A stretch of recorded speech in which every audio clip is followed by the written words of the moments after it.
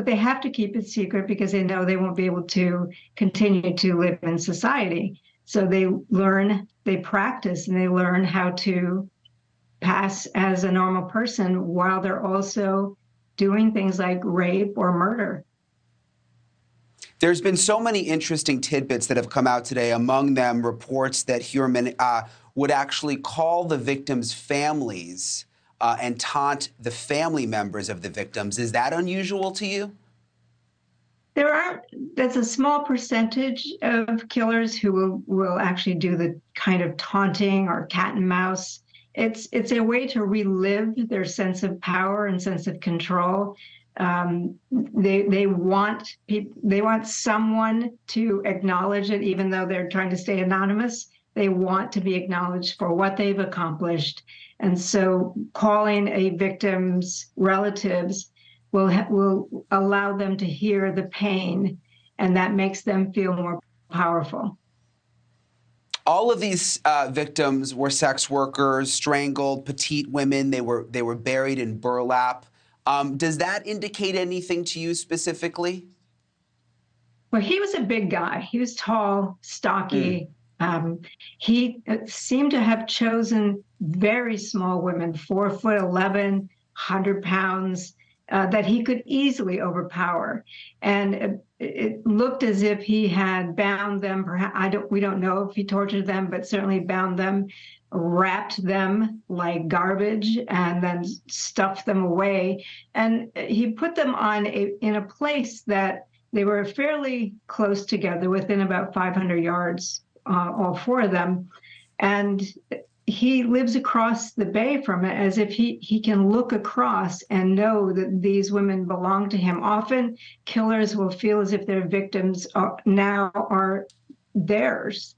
They're just things to them, and they believe they possess them. So they want to have these reminders. And for him to live that close, he's able to kind of look across the water and experience that sense of power. What I found so fascinating from this press conference today with police is the way they explained that they first identified him as a suspect last year and have been doing all of this surveillance and investigation behind the scenes. And they were monitoring his Google searches, where he was actually searching the case, searching out information about the task force, perhaps maybe paranoid that he knew he was going to be caught. I'm curious, Dr. Ramsland, we've seen in other cases where, in a way, it almost seems like these serial killers have a prepared plan for when they get caught, and then almost like to play games with the police, games with the media. Do you see that happening in this instance? Well, it's more often fiction than real. We have, a small percentage of serial killers who will do that. But in this instance, I think it was more trying to keep control over the situation, trying to get a sense of what do they know? How am I in danger of being discovered? What can I do to circumvent that if possible? So I think it was more, he just wanted to keep protecting himself, and he was a little worried. And certainly the police were keeping it very much on the down low, not showing their hand at all. And they wanted to be very careful that nobody would know what they were up to, because they didn't want him to suddenly realize he's a suspect. But I think he was watching for it, in part because he could relive what was going on and remember what he had done, but also because I think he was very nervous. Why do you think he stopped? I mean, it's been quite some time, more than a decade. I don't know that he did. All we know is what he's a suspect in right now. We don't know that he stopped. Yeah, that's actually a really, really good point. And also, they've only connected 3 of the victims officially, they say, to him. Perhaps a 4th is looking like it. But that still leaves 7 bodies out there not officially connected. What do you think? I mean, do you think that those could be connected to him? Is it possible that he stopped and then there was like a copycat killer involved? The others don't seem to have been handled in the same way. And certainly not, serial killers don't always do the same thing all the time.